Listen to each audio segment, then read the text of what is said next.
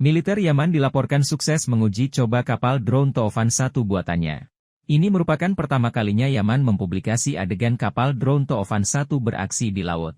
Dalam dokumentasi yang dirilis militer Yaman pada Jumat, 21 Juni 2024, memperlihatkan kapal sedang melakukan uji coba pada sebuah kapal laut, mulai dari peluncuran hingga mengenai sasaran dan kemampuan penghancurannya. Kapal drone Toofan 1 adalah kapal serang yang membawa hulu ledak seberat 150 kg dan memiliki karakteristik kecepatan, kemampuan manuver yang tinggi, dan kemampuan siluman. Kecepatan kapal ini mencapai 35 mil laut per jam, dan memiliki spesialisasi dalam menargetkan target laut terdekat baik objek tetap maupun bergerak.